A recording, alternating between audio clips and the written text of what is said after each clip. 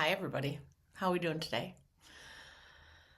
I wanted to just talk a little bit about my background and explain a little bit more around why um, I'm doing this.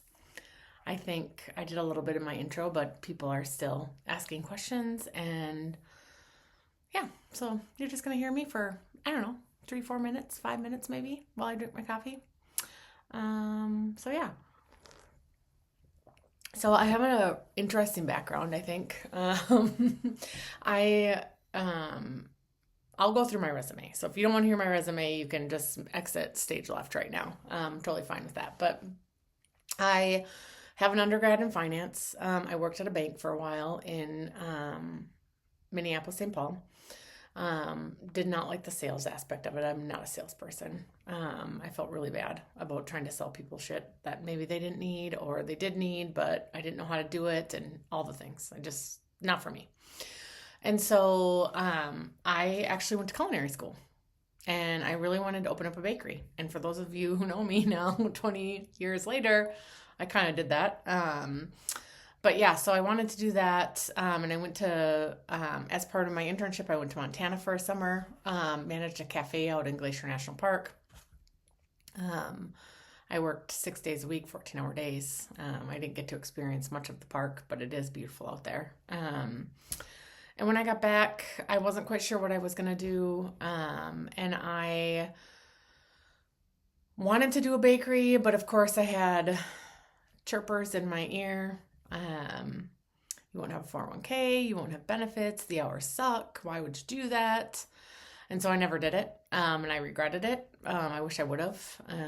Because I feel like when I was younger and when I was 25 or 30, I would have had a lot more energy to do it than I do now. And so I went back to school, got my master's in fraud management and economic crime, and ended up at Target in their risk management assets protection department, where I spent 10 years.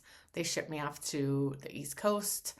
I was between Brooklyn and Washington, D.C., and then upstate New York and Jersey City. Kind of all over the place. I saw a lot. Basically, what I did for them was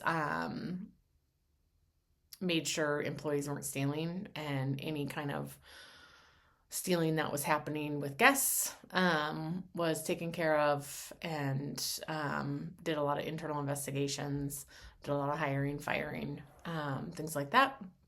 Worked a lot with HR, which then brought me into a law firm in Manhattan. I never in a million years would have thought I would have gotten that job. And the recruiter told me so. But I didn't want to work. I was getting burnt out at Target and was like, I can't do this anymore. Getting calls at 2 a.m. and all the things. I didn't want it.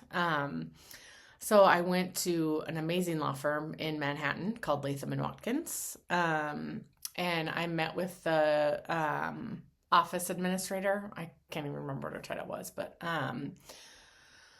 and the recruiter had said to me, you're a long shot for this role, but the hiring manager wants to chat with you. And I chatted with her and went to the interview process, and I got the job, and I loved that job. And I joke around and tell people all the time I would still be there if my sister wouldn't have had a baby. Probably not true. I'll blame that. I love that job. Latham is an amazing company. And I was very, very fortunate and grateful to work there, and I met some amazing people. And then I got a job to come home to Minnesota. I worked private equity for 2 years, where I learned a lot more about HR and professional services firms and things like that. And I got burnt out. I left right before COVID and opened up a food truck, did my bakery dream. And while I was doing that, I had a lot of people asking me, oh, you were in HR, can you help me? Or I need to write a job description, or I need to do this, or I need to do that. And I started realizing, why am I not doing this as a business too? So I did. Fast forward 6 years. I can't believe it's been 6 years since COVID. You guys, it's freaking nuts. It's nuts. But fast forward 6 years, I've helped out different clients with a lot of different HR things. I've had a couple of executive coaching clients. I am an executive coach. I'm a certified life coach. I also am an insights practitioner. So if you guys know anything about insights, they're those colored blocks, which I can't believe I don't have any sitting around here. You'll see them in one of these videos. Because I am going to talk about that. I'm going to weave that into my life and into these videos. And I utilize insights profiles when I do my executive coaching.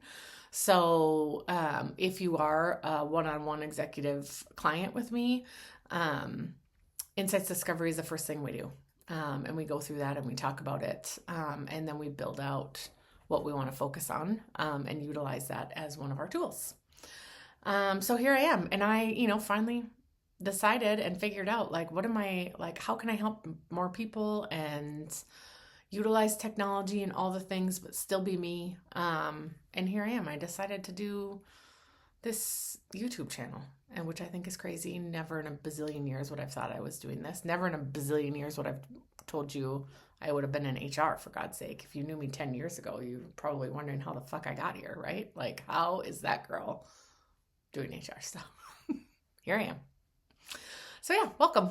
I'm happy you're here. Subscribe to the channel if you want to know when I drop more videos. And yeah, our first video is going to be about burnout.